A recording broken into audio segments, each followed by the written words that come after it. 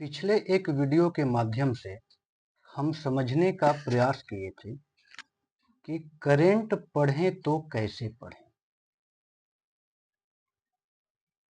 और इस वीडियो में हमने बताया था कि करंट के 3 पार्ट होते हैं और जब भी करंट पढ़ना चाहिए तो इन तीनों पहलू को हमेशा क्या करना चाहिए, माइंड में रखना चाहिए।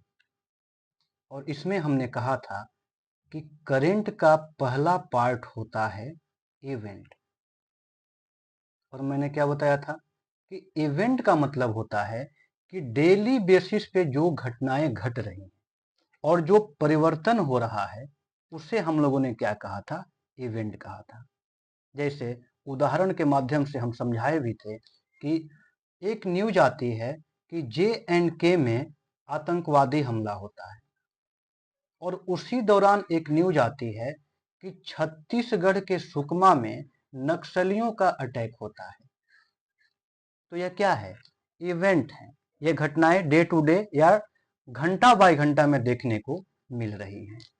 तो कहा था हमने कि करंट का एक पार्ट होता है इवेंट और दूसरा पार्ट हमने कहा था कि ये होता है इशू।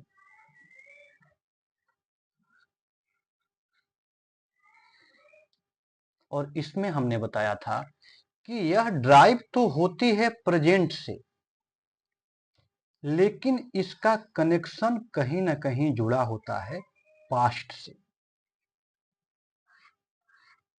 जैसे हाल ही में सुप्रीम कोर्ट का एक निर्णय आया है और इस निर्णय के तहत अरविंद केजरीवाल को क्या मिला है, जमानत मिला है। अब देखिए क्या है, अरविंद केजरीवाल का जमानत मिलना, यह पार्ट क्या है, इवेंट है। और इस इवेंट के जरिए देखिएगा, आज हम लोग के वीडियो में यही चर्चा होगी। इस इवेंट के जरिए कुछ न कुछ ऐसे मुद्दे उभर करके सामने आएंगे जो कि पीछे से क्या हैं, चलते हुए आ रहे हैं। और इसमें हमने कहा था कि करंट का एक जो पार्ट होता है वो है ट्रेंड। यानी इशू जो है इसका कनेक्शन पास्ट से होता है, जबकि ट्रेंड क्या है, इसका कनेक्शन पास्ट से तो होगा ही, लेकिन इसका संबंध कहीं न कहीं क्या है, फ्यूचर से भी जुड़ा है। और इसी में हम लोग देखेंगे कि अरविंद केजरीवाल की घटना कैसे पास्ट को समाहित करती है और कैसे यह ट्रेंड की ओर जाएगी। ट्रेंड की ओर कैसे, इनकी गिरफ्तारी ने कई ऐसे मुद्दों को जन्म दिया है जो कि क्या है, चर्चा का विषय बन सकता है और आगे आने वाले समय में एक नजीर भी बन सकती है यह सुप्रीम कोर्ट का निर्णय, जो कि हम देखेंगे कि यह कैसे चीजों को लेकर के चलती है। तो समझते हैं जरा कि इस पहलू से संबंधित मुद्दे क्या हैं।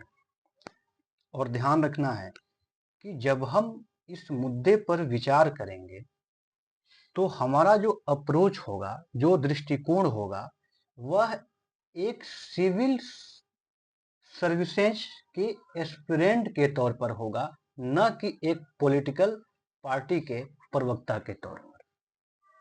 यानी इस घटना को कैसे हम अपने सिलेबस से कनेक्ट करें और हमारे लिए इसमें क्या मुद्दे छुपे हुए हैं, चर्चा का सारा केंद्र बिंदु क्या है, यही है। क्योंकि क्या है कि आप टीवी खोलिए चाहे सोशल मीडिया पे देखिए, इसमें दो धड़े आपको दिखाई देंगे। एक पक्ष वो है जो इसके समर्थन में है और एक पक्ष ये है जो इसके विरोध में। और दोनों लोगों के पास क्या है, अपना अपना तर्क भी है। लेकिन जब हम इस टॉपिक को पढ़ेंगे, हम इस मुद्दों को समझेंगे, तो जो हमारा माइंड सेट है और जो अप्रोच है वह हमारे सिलेबस को ध्यान में रखते हुए ही देखना है, बियॉन्ड में नहीं जाना है। तो आइए जरा विचार करते हैं कि इससे संबंधित मुद्दे क्या क्या हैं और क्या क्या हो सकते हैं। तो पहला चीज, इवेंट क्या है कि इवेंट है कि अरविंद केजरीवाल को 10 मई को सशर्त जमानत मिली। सशर्त जमानत मिली। यह क्या है? इवेंट है, घटना है। 10 मई को सुप्रीम कोर्ट ने क्या किया है? अरविंद केजरीवाल को सशर्त और अंतरिम जमानत दिया है। अंतरिम जमानत। अंतरिम जमानत का क्या मतलब होता है? अंतरिम जमानत का यह मतलब होता है कि इन्हें पूर्ण रूप से जमानत नहीं दी गई है और इन्हें कहा गया है कि 2 जून को आप क्या करेंगे? फिर अपने आप को समर्पित कर देंगे सुप्रीम कोर्ट के समक्ष और वहां के जरिए फिर आप जेल में जाएंगे, इसलिए इसे कहा गया अंतरिम जमानत। तो ये तो इवेंट है। जैसे करंट के 3 पार्ट होते हैं ना, जो मैंने बताया था, इवेंट, इशू और ट्रेंड। तो ये इवेंट वाला पार्ट है कि 10 मई से 2 जून तक अरविंद केजरीवाल को अंतरिम जमानत माननीय सर्वोच्च न्यायालय ने दिया है। एक इवेंट है। जरा इस इवेंट से संबंधित देखिए मुद्दे क्या क्या हैं जो कि दबे हुए हैं और इन्हें हमें समझने की क्या है? जरूरत है। तो हम इसे 3 पार्ट में देखेंगे।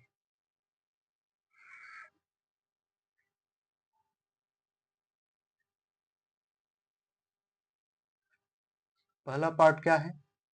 पहला पार्ट ये है कि इस घटना से संबंधित मुद्दा क्या है।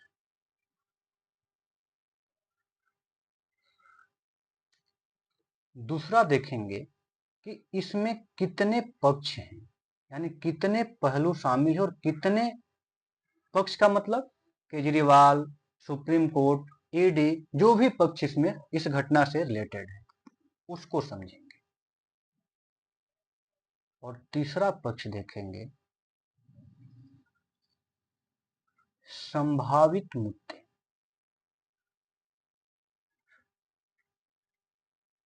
आने वाले समय में इसके कॉन्सिक्वेंस कैसे पढ़ सकते हैं या कैसे देखने को मिल सकते हैं। एक चीज और है, मैंने बताया था कि करंट के जो 3 पार्ट हैं, पहले जो पीछे हमने चर्चा किया था,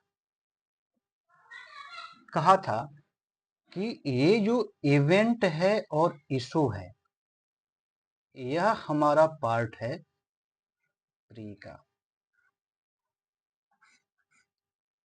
और इशू और ट्रेंड यह हमारा पार्ट हो जाता है मेंस का।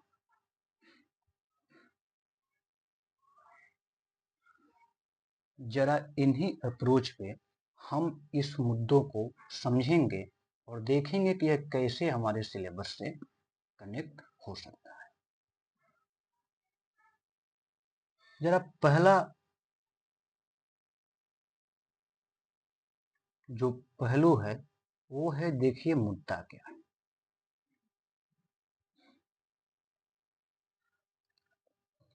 मुद्दा यह है कि 21 मार्च 2024 को अरविंद केजरीवाल की गिरफ्तारी होती है।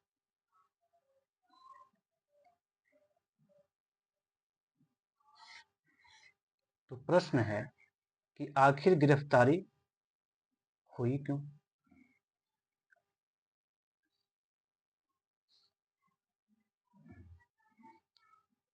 इनकी गिरफ्तारी आखिर क्यों हुई?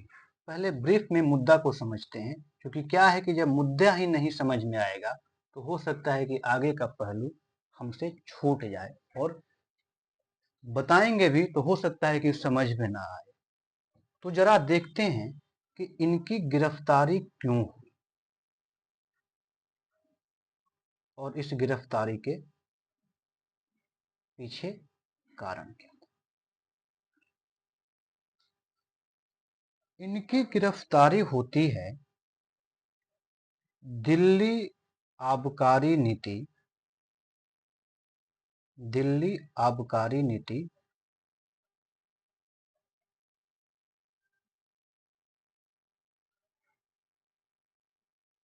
2021 के मामले में,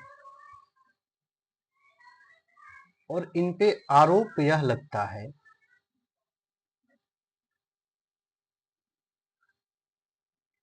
कि इन्होंने रिश्वत के मामले, यानी रिश्वत को लेकर के और गोवा के चुनाव प्रचार में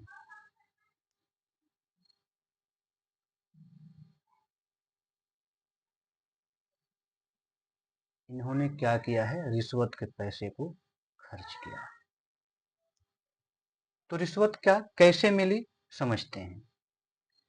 पहले तो ब्रीफ में हम यह जानने का प्रयास करते हैं कि दिल्ली आबकारी नीति 2021 क्या है। और इसको जानने से पहले हम देखते हैं कि दिल्ली आबकारी नीति 2021 से पहले की स्थिति क्या है, और फिर देखते हैं कि इसके बाद की स्थिति क्या है। ब्रीफ में बता रहे हैं क्योंकि आगे का इशू इसी पे टिका हुआ है।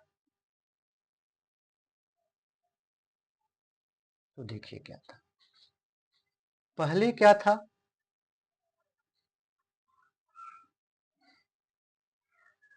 पहले दिल्ली में जो शराब की बिक्री होती थी,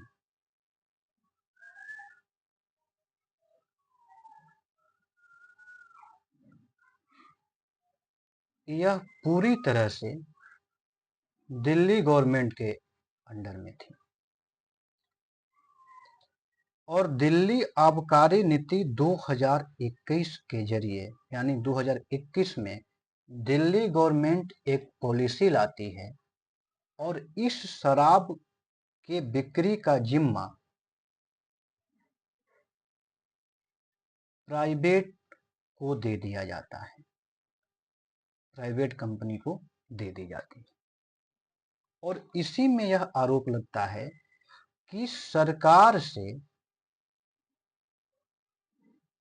जो प्राइवेट कंपनियों को यह जिम्मा दिया गया पॉलिसी लाकर दिल्ली आबकारी नीति 2021 के जरिए, इसी में इन पर आरोप लगता है कि यह निजी लोगों को लाभ पहुंचाने के लिए यह पॉलिसी लाई गई थी और बदले में इन्हें क्या मिला था, रिश्वत मिला था। और इसी रिश्वत का प्रयोग गोवा में जब पार्टी चुनाव लड़ रही थी वहां पर इन्होंने क्या किया, खर्च किया। इसी के आरोप में इन्हें क्या किया गया है, गिरफ्तार किया गया। तो यह ब्रीफ में मैंने बताया कि मुद्दा क्या है, गिरफ्तारी का मुद्दा दिल्ली आबकारी नीति 2021 है। तो हमारे इस टॉपिक का जो मतलब जो इस वीडियो का जो पहला जो पार्ट है कि मुद्दा क्या है, वो मुद्दा दिल्ली आबकारी नीति 2021 में केजरीवाल की गिरफ्तारी होती। अब दूसरा पहलू है इसका पक्ष, कितने पक्ष इसमें शामिल है, जिसे आप स्टेक होल्डर बोल सकते हैं। तो जरा देखिए, इसमें 3 पक्ष हैं।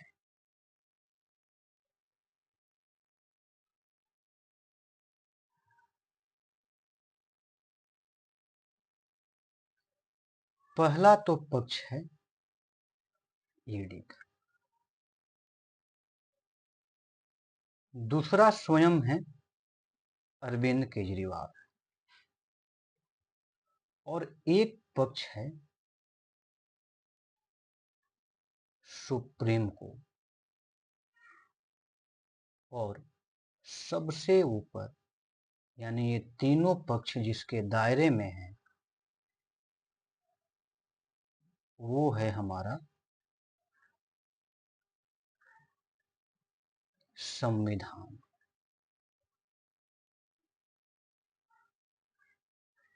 यानी सुप्रीम कोर्ट को भी पावर किसने दिया है, संविधान ने। ईडी को भी राइट किसने दिया है? संविधान ने। और एक व्यक्ति होने के नाते अरविंद केजरीवाल को भी अधिकार किसने दिया है? संविधान ने। यानी जो भी चीजें हैं वह हमारे संविधान के दायरे में ही होना चाहिए। इसका पहलू क्या है? यही है। देखिए होता क्या है, जब अरविंद केजरीवाल की गिरफ्तारी होती है तो इन्होंने गिरफ्तारी को क्या किया? चैलेंज किया। और मामले तभी से क्या कर रहे हैं? सुप्रीम कोर्ट में चल रहे हैं। सुप्रीम कोर्ट कहता है कि मुद्दा अभी लंबा चलेगा, तब तक इनको अंतरिम जमानत दिया जा सकता है। और जब सुप्रीम कोर्ट ने अरविंद केजरीवाल को अंतरिम जमानत दिया, तो मैं बार बार कह रहा हूं कि यह जो जमानत मिली है, इनको सशर्त जमानत मिली। यानी सुप्रीम कोर्ट ने कुछ टर्म्स एंड कंडीशन लगाए हैं और कहा है कि जब आप बाहर जाइएगा तो आप इस दायरा को क्रॉस नहीं कर सकते। तो जरा देखते हैं कि टर्म्स एंड कंडीशन क्या है। फिर ईडी का पक्ष देखेंगे कि जब ईडी यह कहती है कि केजरीवाल का जमानत नहीं होना चाहिए, तो फिर उसके पीछे उसका तर्क क्या है।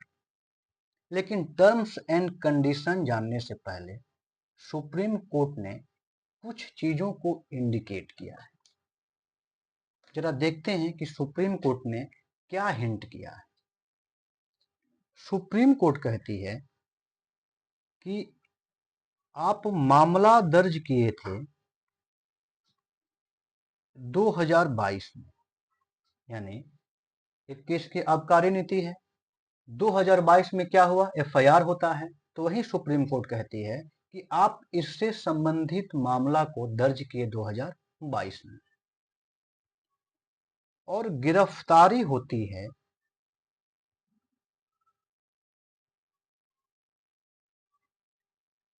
2024 में।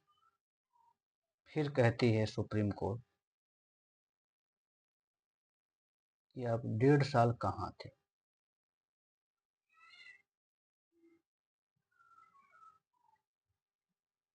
जब मामला 2022 का है तो 2024 में आप गिरफ्तारी करते हैं, आप 1.5 साल कहां थे।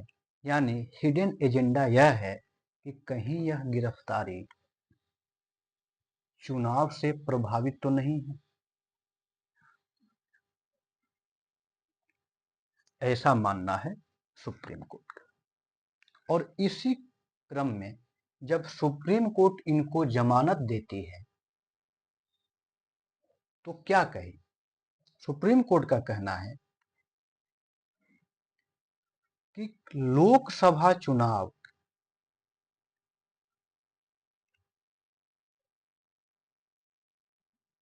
इस वर्ष की सबसे अहम घटना है।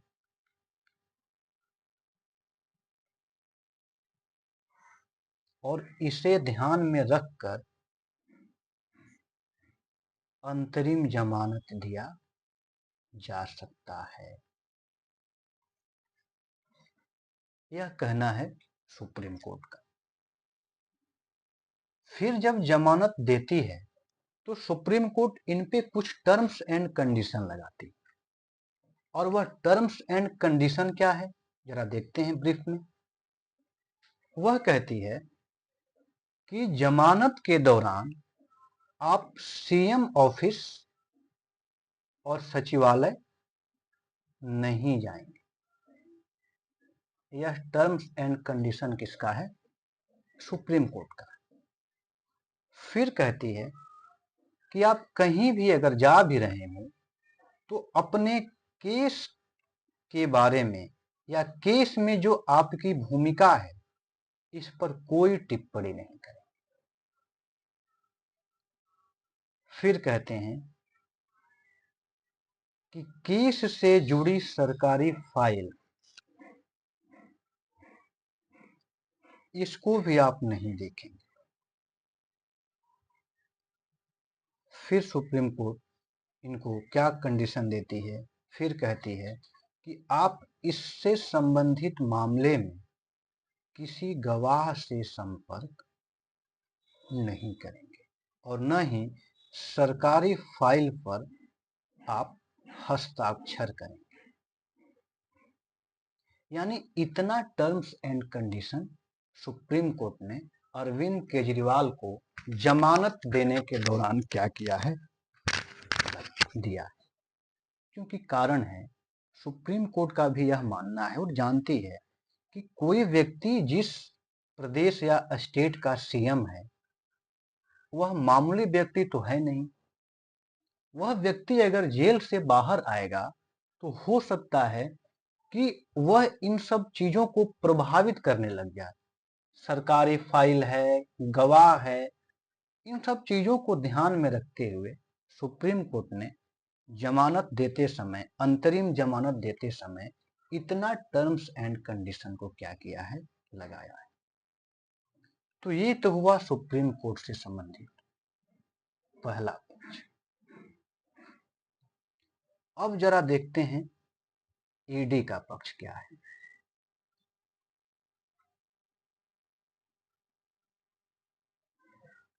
ईडी कहती है कि इन्हें अंतरिम जमानत नहीं मिलनी चाहिए। पहले तो हमने सुप्रीम कोर्ट का पक्ष जाना। अब जब ईडी कहती है कि इन्हें अंतरिम जमानत नहीं मिलना चाहिए, तो जरा इसके पीछे का तर्क देखिए कि यह क्या कहती है सुप्रीम कोर्ट में। इसका पहला तर्क देखिए क्या है।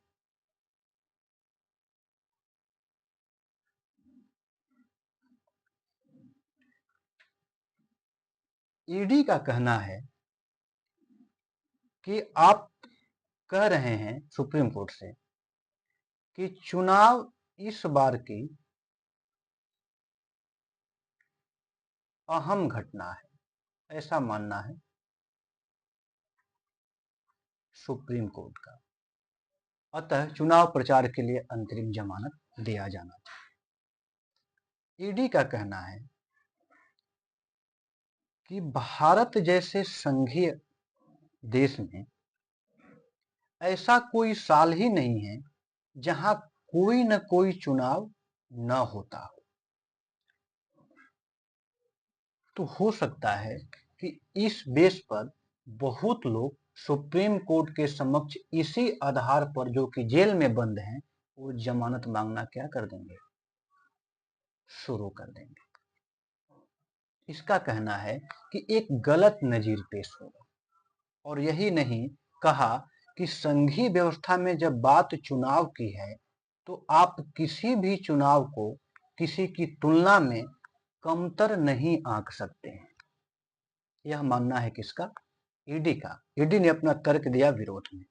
फिर कहे ईडी कि हम पिछले 123 चुनावों का डाटा खंगाल चुके हैं और इसमें ऐसा पहला मामला है कि चुनाव प्रचार के नाम पर किसी व्यक्ति को क्या किया जा रहा है, अंतरिम जमानत दिया जा रहा है। यह है ईडी का पहला तर्क और कहता है कि इस बेस पे इन्हें जमानत नहीं दिया जाना चाहिए, यानी एक गलत नजीर पेश करें। उदाहरण भी देता है। अभी हाल ही में एनएसए के तहत अमृतपाल सिंह की गिरफ्तारी हुई थी। अब ये भी सरकार के समक्ष पहुंच गए हैं कि हमें भी क्या दिया जाए, जमानत दिया जाए। ऐसे ही हेमंत सोरेन जैसे लोग भी जेल में क्या हैं, बंद हैं। तो हो सकता है कि इस बेस पर ये लोग भी क्या कर दें, जमानत मांगना शुरू कर दें। तो यही ईडी का कहना है कि ये जो जमानत दिया जा रहा है यह एक गलत नजीर पेश करेगी। क्योंकि होता क्या है कि सुप्रीम कोर्ट का कोई भी निर्णय वह निचली अदालतों के लिए एक उदाहरण प्रस्तुत करता है। और उदाहरण प्रस्तुत का मतलब कि निचली अदालत सुप्रीम कोर्ट के निर्णय के बेस पर भी फैसला दे सकती है या नहीं दे सकती। तो हो सकता है कि कोई अगर इस बेस पे जमानत जाए, जमानत के लिए कोर्ट में पहुंचे और इसी उदाहरण को प्रस्तुत करे तो मिसयूज होने की संभावना क्या है, ज्यादा है। ये है पहला तर्क किसका, ईडी का। अब जरा देखिए ईडी और क्या कहती है।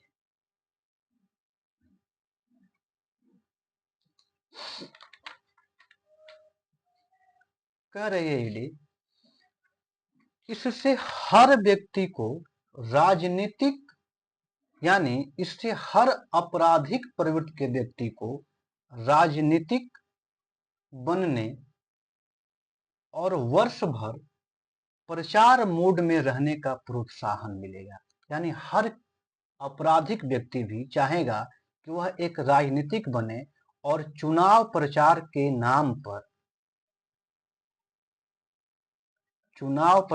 नाम पर वह क्या कर दे, जमानत मांगना शुरू कर दे।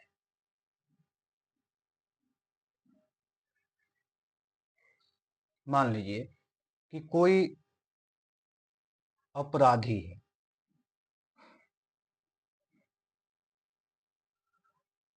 और कई मर्डर के मामले में वह क्या है, जेल में बंद है, उसे सजा नहीं हुआ है। अब क्या होगा कि जब वह जेल में बंद है और जब चुनाव का समय आएगा तो हो सकता है कि नॉमिनेशन कर दे और फिर इस बेस पर चुनाव प्रचार के नाम पर वह क्या करे, जमानत मांगना शुरू कर दे।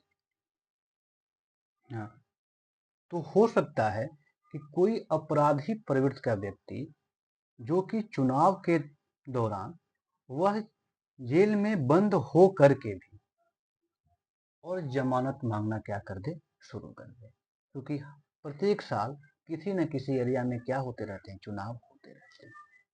तो यह क्या था, ईडी का दूसरा तर्क था। अब जरा देखते हैं ईडी का क्या कहना है। ईडी कहती है कि चुनाव प्रचार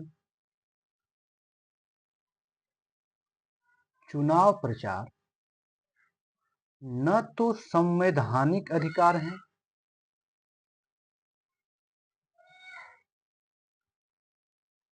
और न ही मौलिक अधिकार है।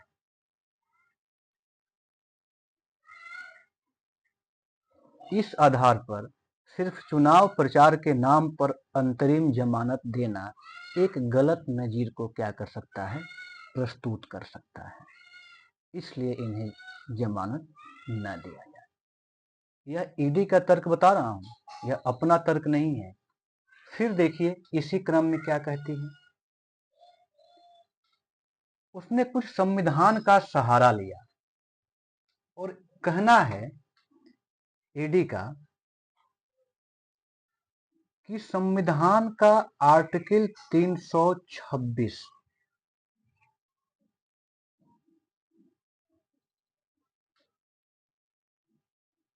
ईडी का कहना है कि आर्टिकल 326 यह क्या कहता है, कहता है किसी व्यक्ति का वोट देना यह जो है संवैधानिक अधिकार है।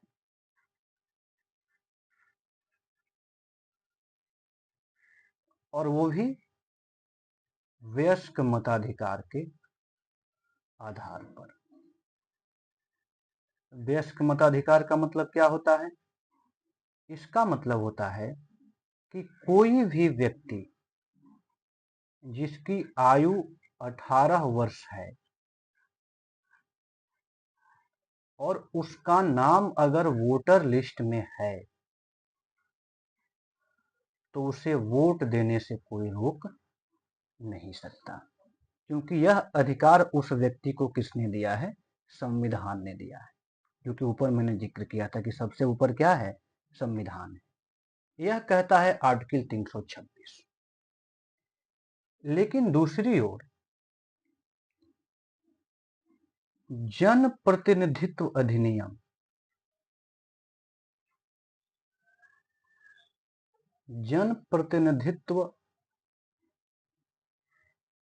अधिनियम 1951 की एक धारा है 62 क्लाउज 5। यह क्या कहता है?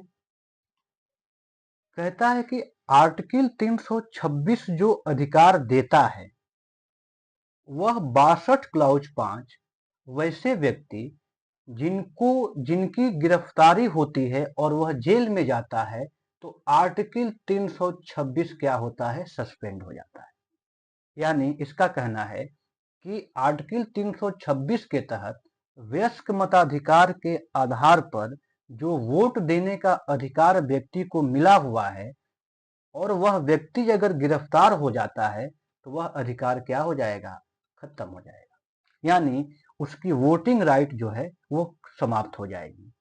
मैं यहाँ पे हिंट कर रहा हूँ, जब इशू हम बता रहे थे तो मैंने कहा था कि यह ड्राइव तो होता है इवेंट से, लेकिन इसका कनेक्शन कहीं ना कहीं क्या होता है? पास्ट से। तो केजरीवाल का जमानत इवेंट है, लेकिन हम लोग का फ्री के लिए 62 क्लॉज 5 326 यह क्या है? यह इशू है, एक बार फिर से चर्चा में आ गए।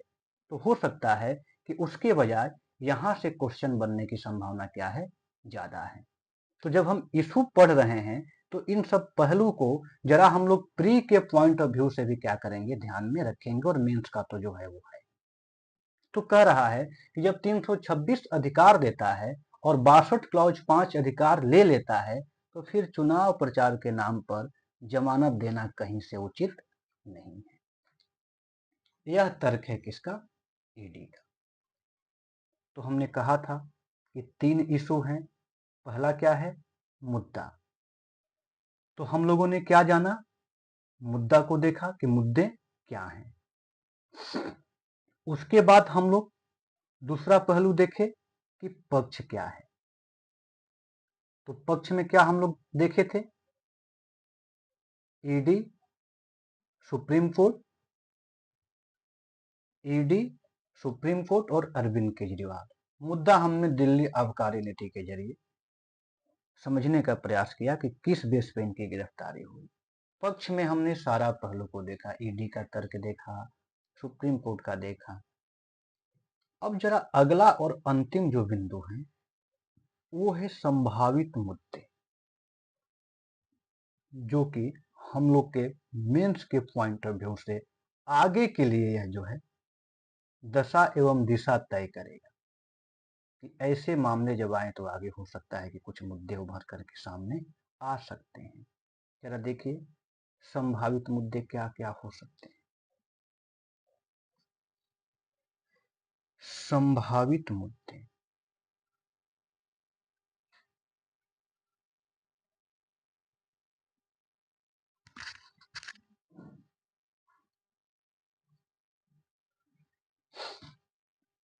संभावित मुद्दे क्या है? पहला चीज, न्याय जो है वो समानता की मांग करती है।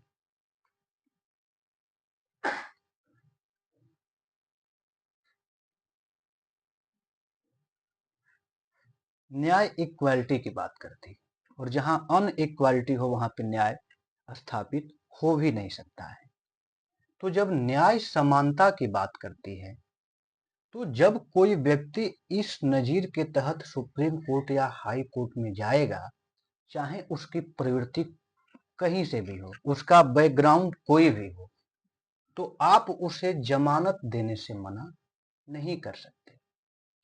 तो हो सकता है कि in the future miss use होने की संभावना क्या हो सकती है? बढ़ सकती है।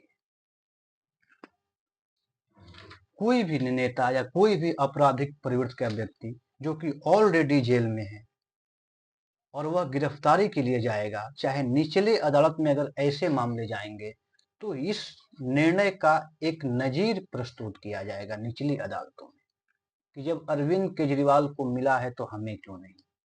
हो सकता है कि यह इशू फंडामेंटल राइट से भी जुड़ जाए आगे चल के।